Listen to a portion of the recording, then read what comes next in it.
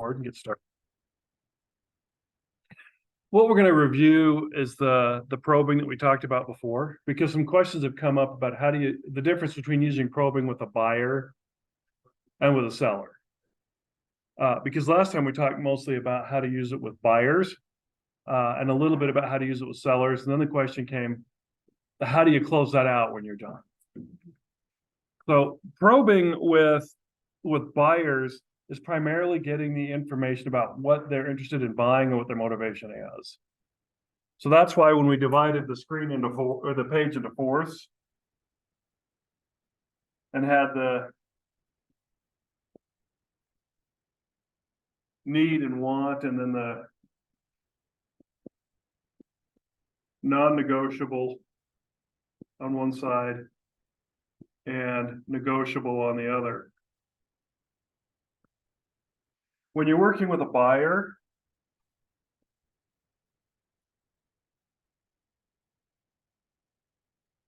when we talk about their needs, what we're talking about is what they need in the house.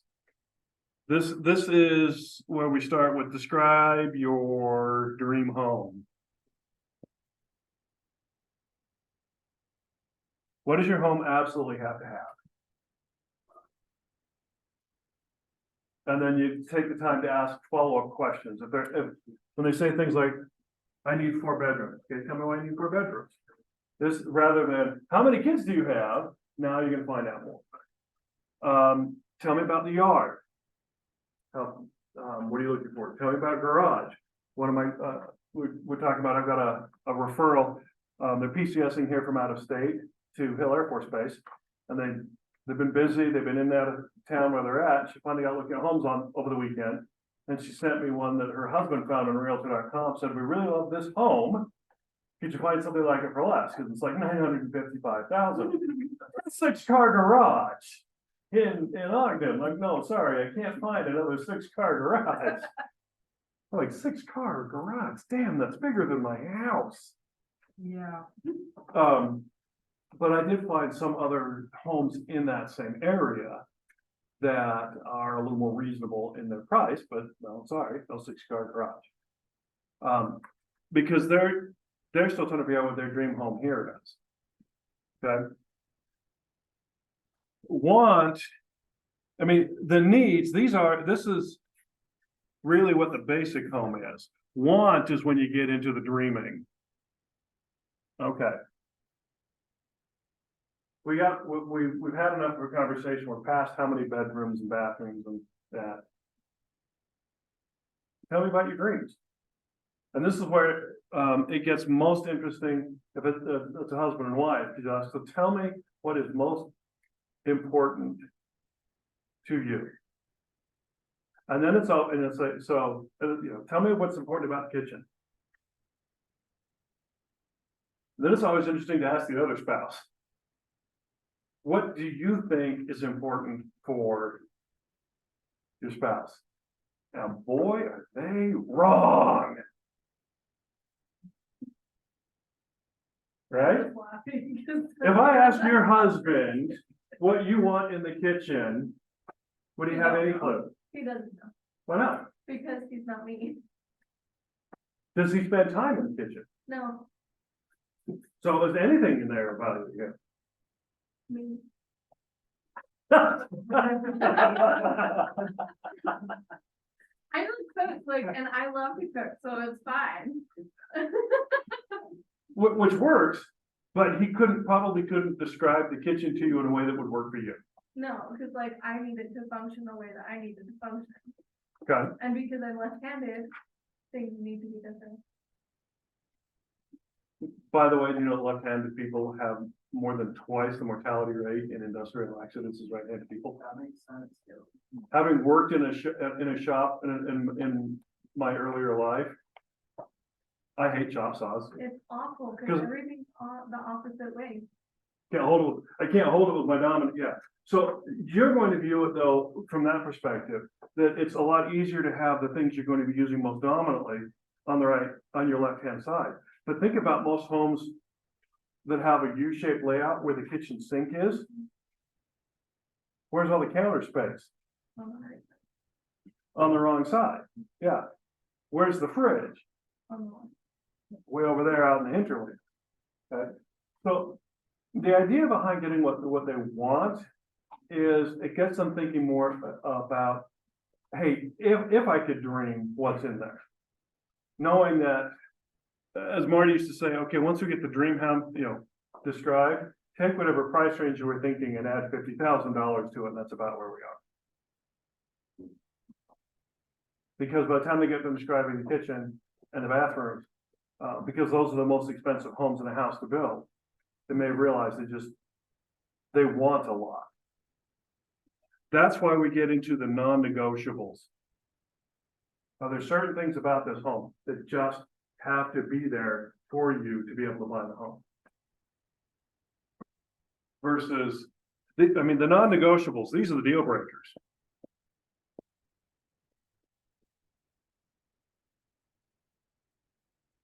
I've had people say, there's not central air, don't even bother. Yeah, I mean, but I know it is. Oh, I had to have 3 guys come. I know they're like insane. It's insanely expensive to have. It's something that could be added. But people who grew up on the East Coast, when they move here, or even in the Midwest, can't figure out swamp coolers. Why would you add humidity to the room? If you grew up, one of my good friends grew up in Boston where they had dehumidifiers in the closet to get rid of humidity so that their clothes will actually stay dry. She moved here and she said swamp coolers were like a totally foreign concept to her. But it's more than You know what? Swamp coolers are actually less expensive to operate than your AC, but they're only good for about 20 degrees. So when we hit 105 degrees today, I went out and visited one of my clients, and they had the swamp cooler running full blast, and it was still 84 degrees in the house. They got to have the windows open and all the extremities to push the air through the house. And if it's one of those, like my house, it was the shotgun style Rambler, where there's a wall down the middle of it. The swamp cooler in the hallway is on one side of that wall. You get it in the hall. The hallway and the kitchen were great. Master bedroom, not too bad, because it was a straight shot, but the bedrooms and the front room, not a lot of fun. That's why when we upgraded, we put in AC. Great. And all the kids have moved out, and they're all pissed that now we have AC. Now they've all moved out. Right. Especially the one who put it in. Really? Like, that's why you slept in the basement, right? For some people, there are going to be things like that that are just deal breakers. Some things you might not, that having grown up here, swamp cooler's not that big a deal to me, and I know how to maintain it. They're a hassle, but they work. The negotiables are the okay, if kind of things. Okay, it's okay if it doesn't have it, I'd prefer it. It's their preference. Oftentimes buyers haven't really thought to themselves what they're looking for in the house.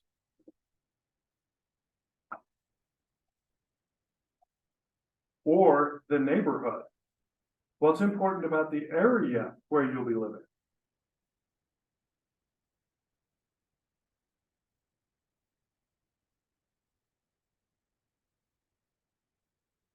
Why would you want to ask that question? What's important about the area you want to live in? Well, I mean, you can do your research if there's second better, so in your neighborhood or your next door neighbor, or if there's like, if you have kids and there's no kids to play with. Okay.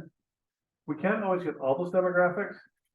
We actually had a client say to one of our agents one time, well, because they were moving here from out of state. And our agent had grown up and was originally from Louisiana. Moved here because her husband got transferred here.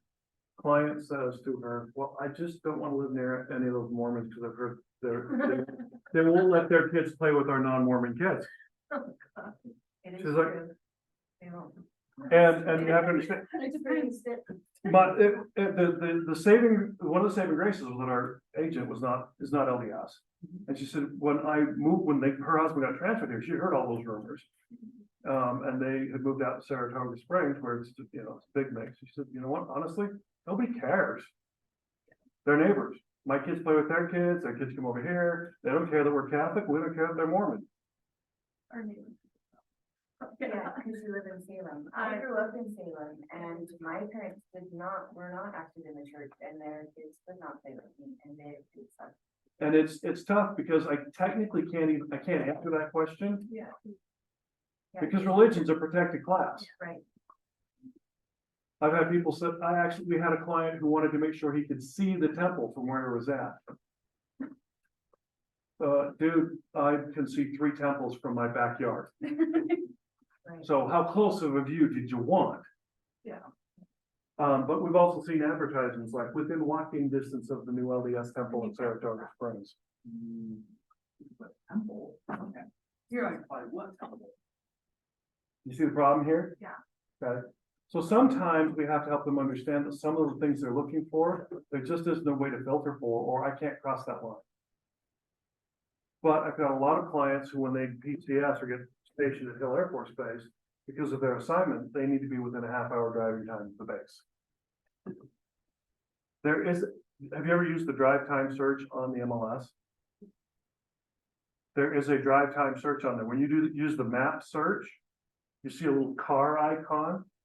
Click on that and it's going to ask you the address and time of day and how much drive time you want, and then it'll map out estimated drive time within or on the map.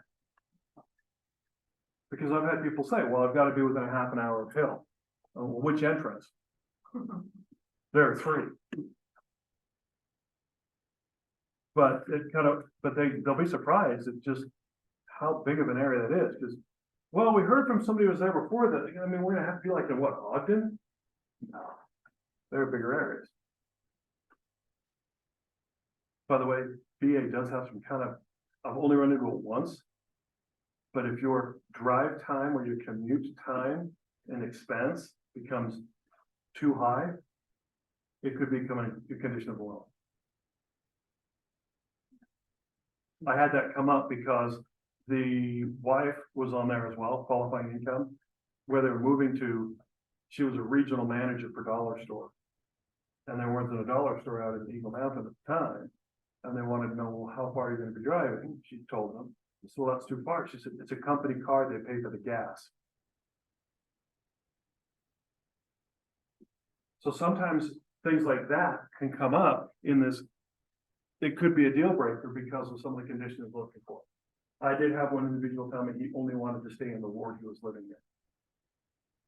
Now I can do that search. You can look at the ward boundaries and then draw it on the map.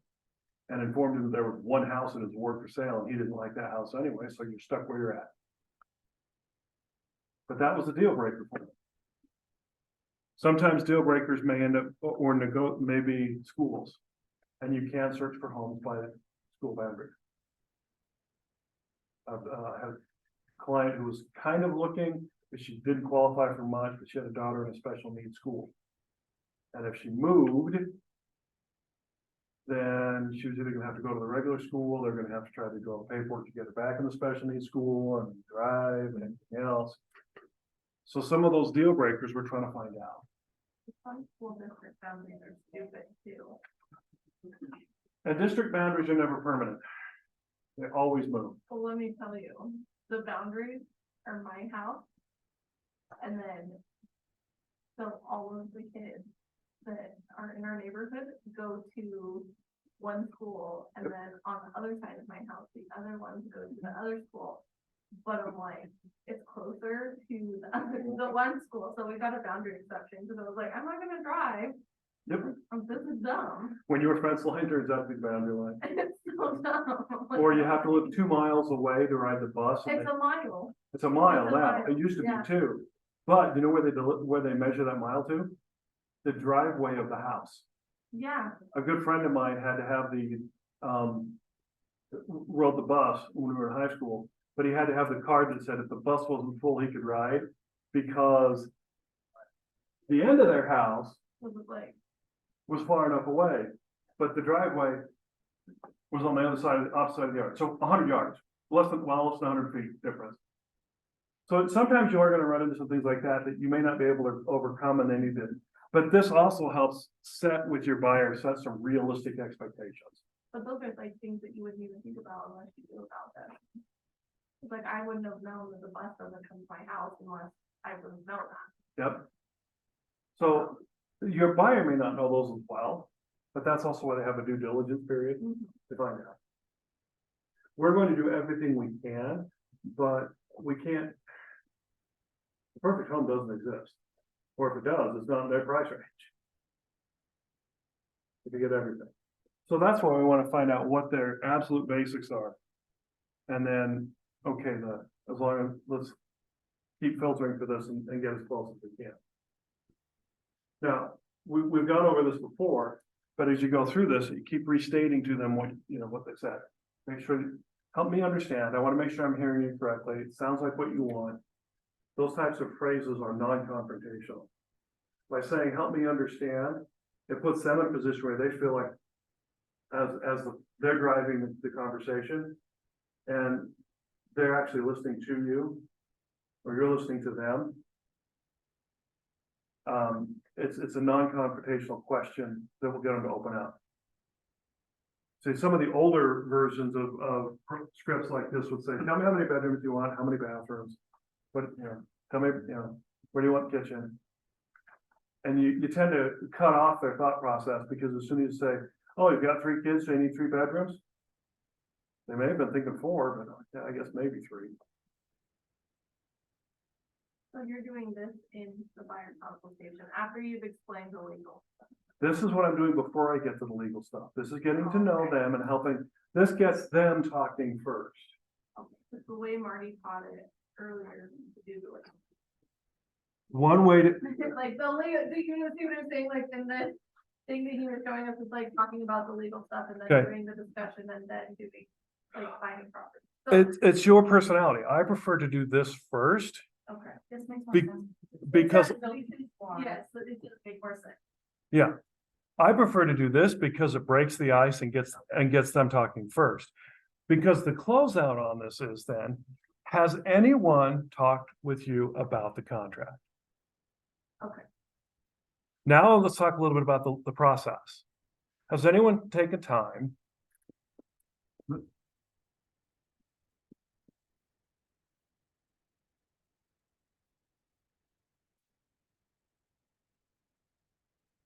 To talk with you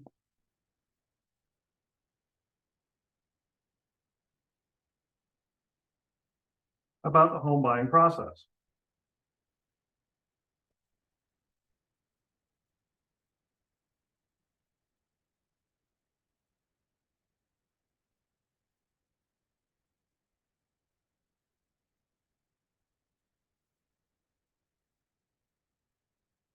Now you can get into the discussion about pre-qualification versus pre-approval.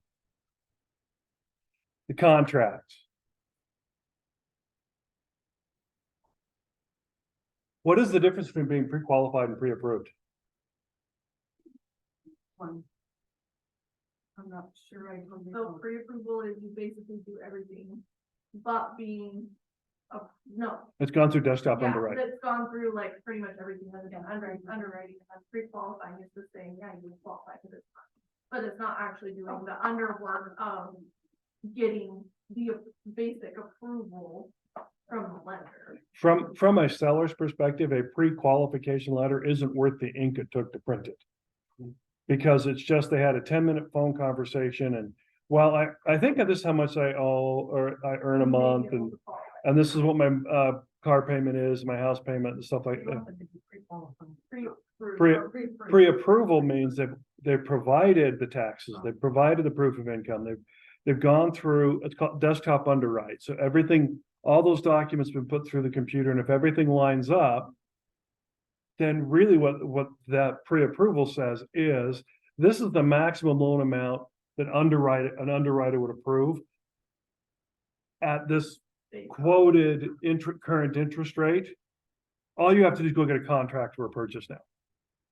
Pre-qualification, no, they haven't provided any paperwork yet. And if they're worried about doing a pre-approval, like I've done it with Chantel, it's super easy. She sends you an email And like, she sends you the link to set up Yep. your account, and it has little tasks in there, you just upload your information, like you upload your W-2s or whatever. And then she does everything, and she'll call you and just be like, this is what you qualify for, like, she does all the work for you. So if they're worried about that, that's something that, like, now that I've been through the process with Chantel. Yep. It's super simple, so it's not something that needs to be like big and ominous, because it'll take you 10 minutes to be ready for it. And ultimately, they're gonna have to do it anyway Yeah. to get the loan. So let's do it now. And make sure that I don't, because now I know what home to look for. I don't want to have you fall in love with a home to have this paperwork go through and go. We can't do it. Sorry, we gotta cut 2 bedrooms and a bathroom off for you to do this. Let's also set some realistic boundaries to begin with. Now, on your, on that probing sheet, I did add the closing line, once you've gone through. Now, we've talked about the legal, we've talked about what a buyer broker agency agreement is, what the terms for that are. And if you're meeting with them for the first time, have a paper copy with you. Part of NLP, Neuro Linguistic Programming, is called grounding. And that's where you have something for them to touch or feel, because that's another physical, it's another sensory response to the conversation. Every time you refer to the buyer broker agency agreement while you're talking about it, you just tap on it. Because that puts their focus back on that. By the way, you ever read that thing? Really exciting literature, isn't it? It's great for the ADD. But 4 words into it, they're gone, right? That's why you need to make sure that you're comfortable enough to explain it. But that tapping, that grounding for somebody who attention deficit brings them back to focus. And sidelight, attention deficit in girls manifests, and adult women manifest differently than attention deficit in men. Anxiety, and everybody loved having the attention deficit girl in class because they tend to be very passive. They may not even be on this realm of experience, but they're quiet. But as soon as you tap on that, the lights come back on and they come back to you. And then with them having a copy, so they're not having to read it upside down and you're not trying to read it upside down, it gives them, you tap on their copy. So they're looking at their copy where everything's being filled in. And feel free to use a paper copy. What Gold. about, this would be a suggestion, but like when you're going through the contract with them, taking a highlighter and highlighting the big main points, like the bold things, so that they can, it's like, Absolutely. they see it and they're like, this is important, like, and you know what I mean? Absolutely. Or even could you Highlight it in advance. before? Yeah. And Take, then- take 2 copies, their highlighted copy, and your copy you're going to have them sign. Because the executory copy, the signed copy, we'll send them again as a PDF. Yeah. So they've got the executory copy, but absolutely, feel free to write on this one. And as you go back through it, if you have questions, write the question down and ask me. Okay, that's why I want to make sure they feel comfortable with the process. That's why this can take about an hour by the time you go through all this. You need to set time. The last thing I say to them, and as they're looking at committing to whether or not they're going to commit to sign that agency agreement, is I'm committed to give you the best of my time, talents, and effort. Are you committed to the same? I'm not telling you I'm giving you 100% of my time. I can't. I got other people I'm responsible for. But I'm committed to giving you the best of my time, talents, and efforts. If you're not committed to that level yet, why? If they say, well, I'm not sure, okay, well, tell me why. What I need to do to make you feel more comfortable. Not so much what do I need to do, yeah, or what, just tell me why. So because they're gonna tell you what. Yeah. If they had a crappy experience or poor experience with a prior agent, they're gonna tell you.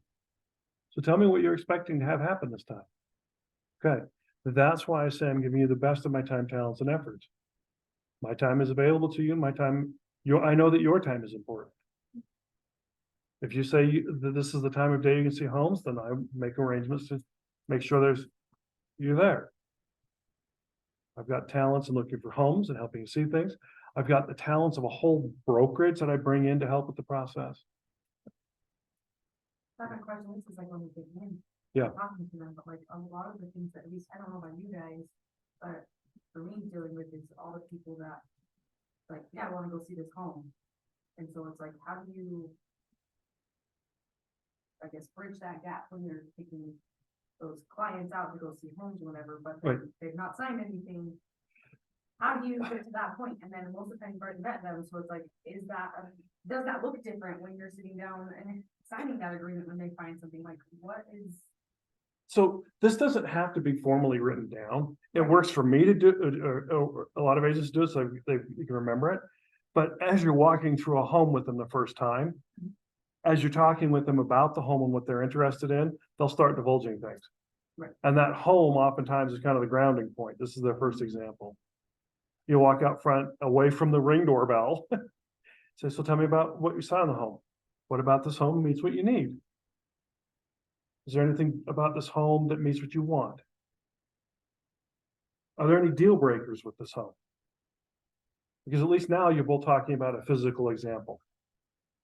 When I go out to show them homes, make a copy of the agent full report for you to have, and the client full report for them to have. I tell them right now, 5 things they liked about the home, because that's going to get you into these needs and non-negotiables. And one thing that they would, if they could, they would change. Because if that's a negotiable, if it's something that can't be overcome, well, the one thing I really wish I could change is I don't like the carport. I wish it was a garage. That's going to be hard to overcome. If it's, the carpet was ugly. You know what? Carpet can be fixed. It's kind of a busy street. Okay, so you're telling me you like this style of home, but not this street. I can't change the street, but now I know what home to look for on another street. It's probably going to be pretty close by because they're all built at the same time. So if you go show somebody a home, like, and have that Yep. read, if they wanna go see it, and it's what they think they have, but then if it's not what they want, can I approach it and be like, let's sit down and have a consultation and figure out exactly what you guys are wanting. And then from that conversation, I can move forward to finding homes that you want, Yeah, based on what you told me, see what I can find for you. exactly. So then you're still moving into the buyer consultation, but it's like, But there's a frame, you now both have a common frame of reference. yeah. This house you just saw. Or if you saw 2 or 3 homes and you're looking at their notes on those homes, you've now got a common frame of reference. Okay. And when I send out pushing or listing alerts, I always have at the end of it, what are your thoughts? And then I'll reach out if they've looked at a few and they're not moving yet, send them a message. I want to make sure I'm sending you the best homes possible. Tell me, what are your thoughts on these homes? Or tell me what your thoughts are. Because I'll send, I try to send them this, or at least send them a message, say, okay, so this is understand what we're looking for. Well, I guess my question is, how do we get? If it's the first time out, you don't have a signed buyer broker agency agreement, right? At that point, you're working on implied agency. You're working in them. Well, it's like, how do you best do that? Because I don't know, I do tend to get a lot of or at least more of those things, like, yeah, I wanna look at that, or I see that with other Yep. agents, where the people are like, yeah, I wanna go see this. So, okay. Just ask them that question. Has anyone taken time to talk with you about the home buying process? Or Marty, the one that Marty uses, has anyone taken time to go over the contract with you? That's the legal side of it. But do you know what you're committing to as you go through this? Great, let's take them. And if you're in the middle of something and they're like, we've got some things going on. Let's set a time to spend about a half hour going over this. We can do it face to face or by Zoom. It's best if we meet. I mean, we can meet where you're at. We can meet. This is showing off your negotiating skills. When's the best time for you? We can either do it in person. I know sometimes Zoom works better. There's a Starbucks up the street. I've taken clients to McDonald's so the kids can tear the place to Kingdom Come while we have a conversation. So that the adults can talk about process. Okay? That's the best question to ask them right there. For buyers and sellers. Has anyone taken time to talk with you about the home buying or as the case may be, home selling process? Another quick question. Yeah. My husband actually, like, out of work, because everybody's an agent, right? He works as somebody that's an agent. And they actually have like a folder of information that they take to every meeting that they have with buyers or anything, and it has like a list of like, this is what to expect, this is your steps. But it gives them like a checklist of something also tangible. I don't know, I guess, I mean, I'm assuming here, but I don't think, I've not seen one that we have. Yeah. But I'm wondering, like, there's something that, We have one. I've gotta have Michael, make sure Michael's got it finished.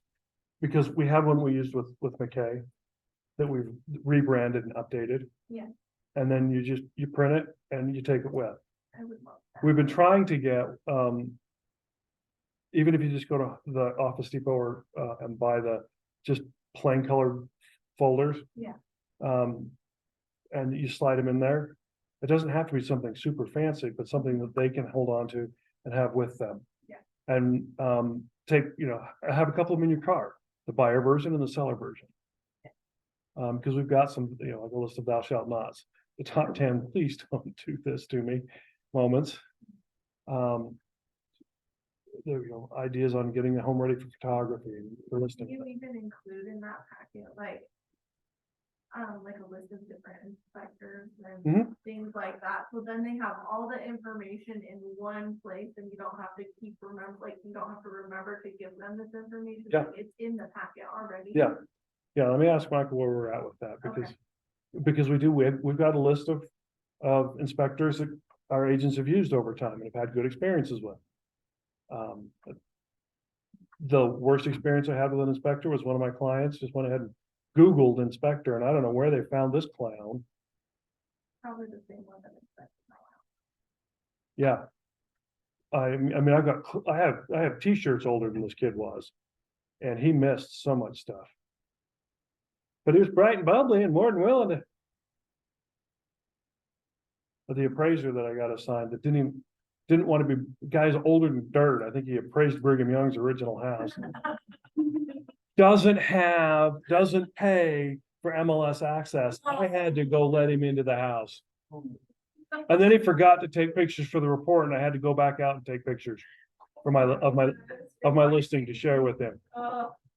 And he's telling me how to do VA loans. I'm like, buddy, I know how to do VA. I do over a dozen a year. I've got a pretty good handle on this. Pay the $300 or whatever it is and get the stupid Supra access. But some those we can't choose, but we do have some preferred folks we've worked with. If they're selling, we have some preferred staging people. In fact, Paula Loescher, that's on our team, has a staging company. Everywhere from if it's vacant to, you can rent the furniture down to, she'll come out and take a look at it and for a consulting fee, tell them what to clean up, what to move, what to stick in boxes and put in the garage to make the home more presentable. Because you live in a home, you don't realize it. When we sold our first actual home, not our condo, my agent said, okay, you live here, you're used to this. It was only 950 square feet, post World War II shoebox home. It's tiny. She said, you got to get all this junk out of here. We had to take all the kids' toys and put them in boxes and stick them in the garage and bookshelves. I'm like, you know how to kill me. Box up the books, stick, put them in storage so that the space looked larger than it really was. Because when it's cluttery, I showed 3 listings in one day to the same potential buyers who were looking to buy a condo for their daughter to go live in while they went to BYU. All 3 of them were BYU students with young families.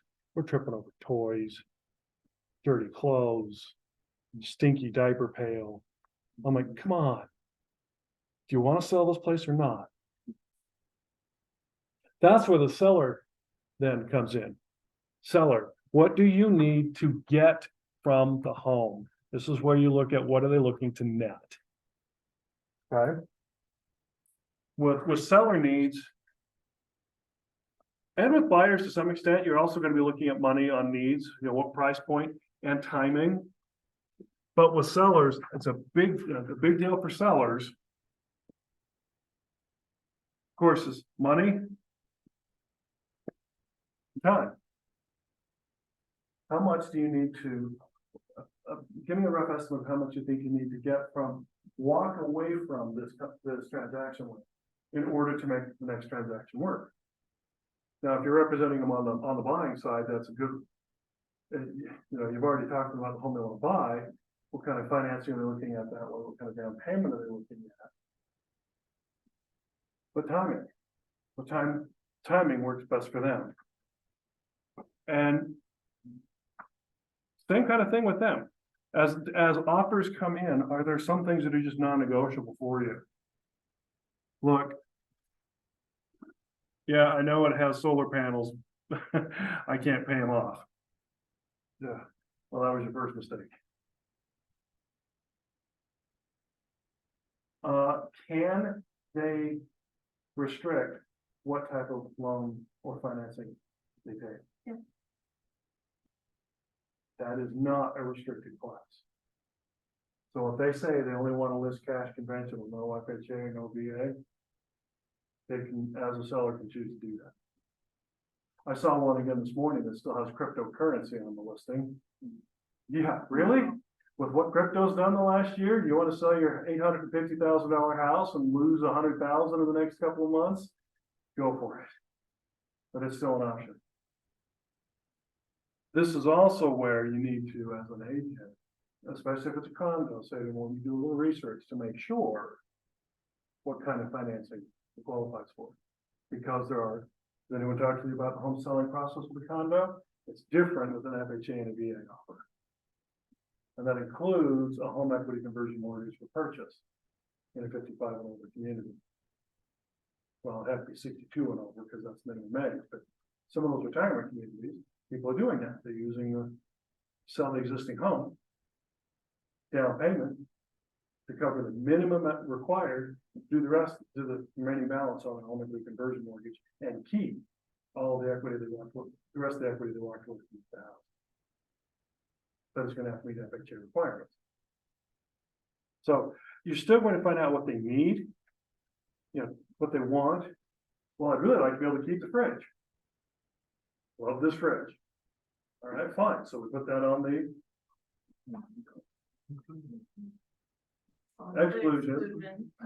But you can put at the bottom, if they're not totally sold on keeping it, negotiable. Washer dryer are coming with me. All right, fine. They're not. No, they aren't, are they? We have to replace all of the appliances in our house. Hmm. I swear that the sellers changed the appliances, but in the pictures on the MLS, Mhm. it does not have pictures of the appliances. And I swear up and down that they were stainless steel appliances, and when we moved into the house, they were white. And we have had to replace, our microwave doesn't work, the dishwasher doesn't work, we've had to replace the stove. I'm not kidding you. It's a lot. We in our training, they were talking about when we're like when we have to make sure that is listed. To me, like, I will make sure that whenever there's something like that, I'll make sure that's the same appliances because of that issue. Yeah, because if you just bought a house, you don't have the money to just spend on appliances again. Yeah.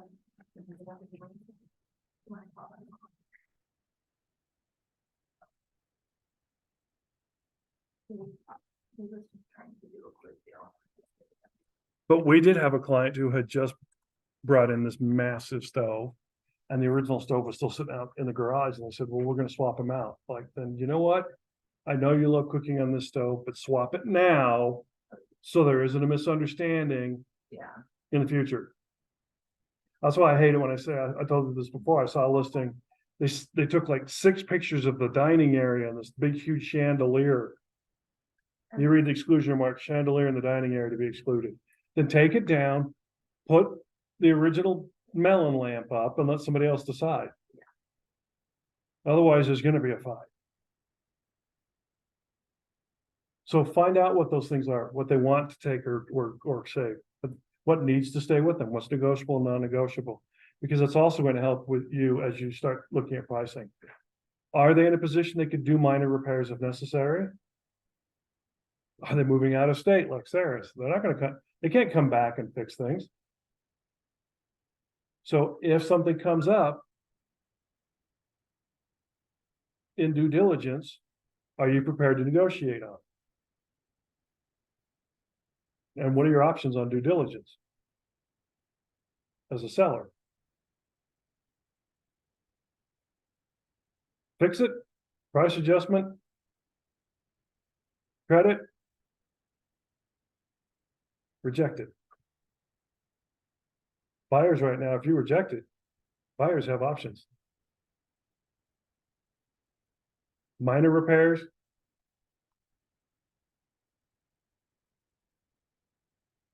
One negotiating tactic that works for buyers and sellers is the buyers will oftentimes, I'll just send, you know, they give you that list at the end of the inspection report of all the things that need to be repaired. And there are like a dozen things on there. And really your client is buyer's only worried about, you know, 1 or 2 of them. We'll hit them with all 12. And when the seller says, I said, I'll tell you what. If you just take care of these 2, we'll take care of the rest. Seller could look at the whole list and go, I don't want to do any of it. Well, then buyer could walk away. Or if you can't do it, you're not in a good condition, then what, you know, are you willing to negotiate a price change or some kind of credit? So that they know they're prepared to adjust. I also need to talk with them, be able to talk with them about the potential of having to adjust their price. The market is going through an adjustment right now. We just about hit bottom mid-May, early June, or mid-May. We finally saw housing prices start to come back up. But there's still a deficit between what they're listing out and they're selling it. So if you're listing reasonably, yeah, you'll get offers. If you're still trying to list at last year's prices, you're taking a big risk. That's part of that need. How fast do you need to sell this? Okay. And then you ask them the same thing. Has anyone taken time to go through the selling process with you and the paperwork? Let's talk about that next.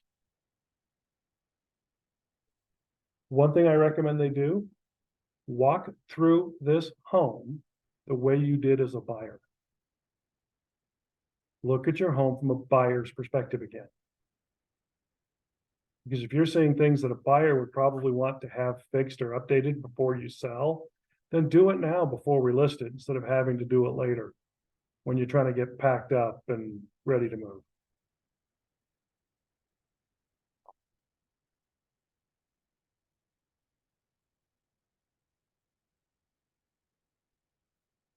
We had an engineer for a client. It was selling, it was great because he'd already gone through the house and already had his own to-do list. He's like, so anything else?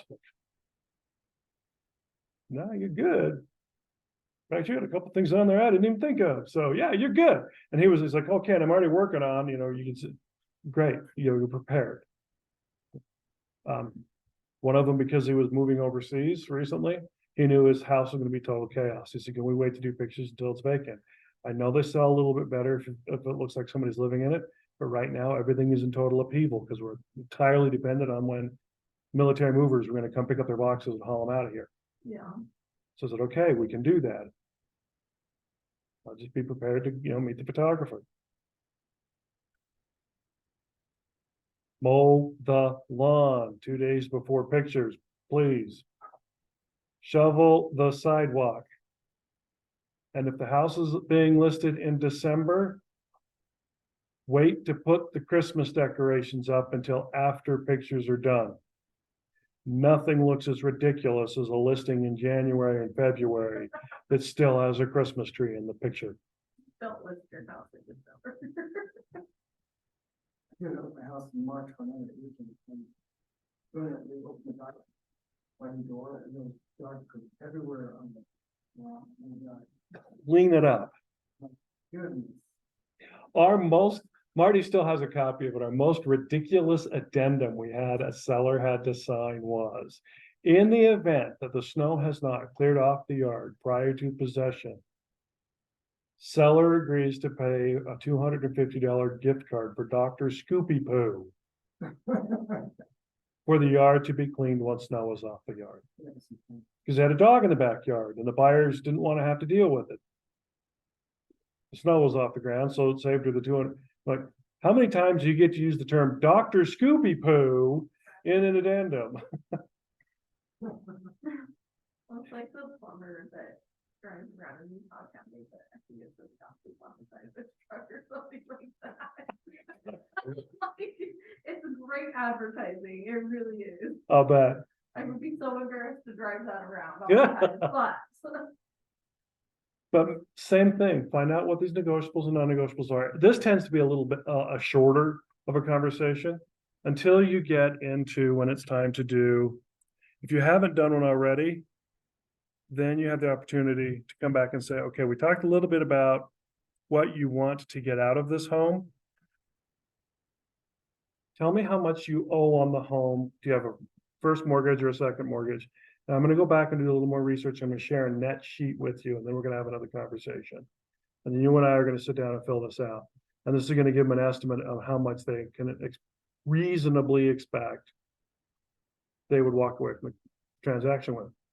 I had a buyer or seller, well, they bought, and then a year later, they thought, well, home prices have gone up. How about if we sell, we'll just rent, and we can use the, what we earned it from this to go pay, because he wanted to go to pilot school. It's $110,000. Said, you don't have $110,000 in equity. In fact, right now, it was a little townhome. We did the math. Said you'll walk away from this with about $20,000, and rent in your same complex is $200 to $300 a month more than what you're currently paying in rent or on your mortgage. You will lose money two ways by selling within a year. I'm glad you want to go to flight school. Find another way to pay for it. This house isn't the way to do it. I can't, and honestly, I cannot in good conscience let your house knowing that you're gonna lose money on the deal. My last listing, they forgot to tell me about this one right here. That they had financed, they had put new windows and new furnace and air conditioning in. Didn't tell me that they were financed. That came up on an addendum. I'm like, what do you mean that? How many times did I ask you? Is there anything else? It was like a $10,000 hit, but they had enough equity in it. They could take it. He knew it was coming. The other advantage to doing this is then as offers start coming in, you just start plugging the numbers in. And then it makes it easier for you to be able to present the offers with no names on them. So we don't have to worry about protected classes. All they're looking at is numbers to start with. Where do we get that? This is actually on the drive. This is the template, so I'll go through and make sure it gets shared with everybody again. We can do a class on this next week if you want. It's really easy to fill out, but I always tell them, keep in mind, this is a rough estimate. We won't know actual nickels, dimes, and pennies until we get closer to the end. This is a template, so when you use it, you make a copy first. Because I've been known to forget to make a copy and be halfway through filling it out and go, oh crap, now I've got to delete everything. And it's quick and dirty, and I've shared it with my clients. If you know you're going out to take talk with them about their listing, and you're having a phone conversation to set up the appointments, you say, do me a favor, I'm going to send you an email with a little bit of information about your house I need to have to make sure that I come best prepared for you. And in the email you ask what the payoff value of their home is, if you have a second mortgage or any other debt that they're going to be paying off at that time. And then we can do a CMA, figure out market price, put it in there, and you're already got a good start. So then when you talk with them about, has anyone talked to you about the selling process? You said this is what you need to get and what time wise? Well, there are ways we can manipulate this. If you need to sell fast, then it could come at a lower price. If you want a higher price, it's gonna take more time. Which one's most important? Let me show you the difference. Let me see if I've got one.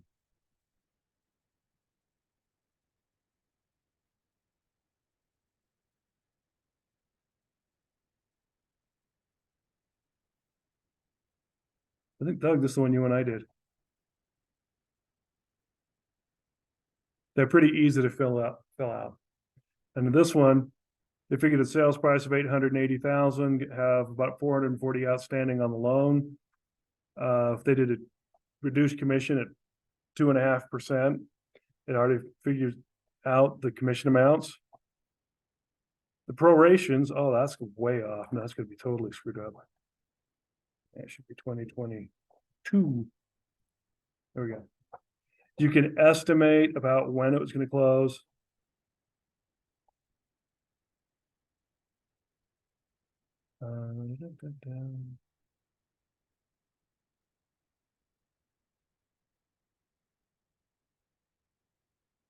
It'll prefigure how many days of property tax proration.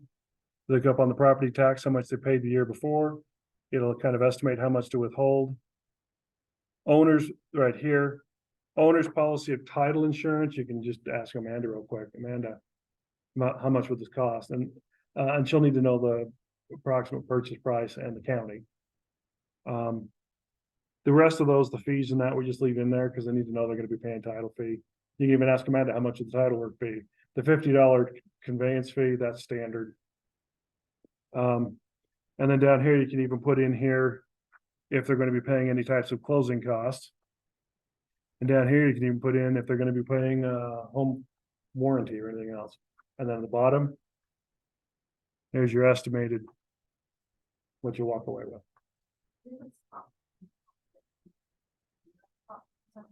Concessions, there are two places. So first of all, you can mark whether or not they're going to be paying closing costs, yes or no. And then the amount here.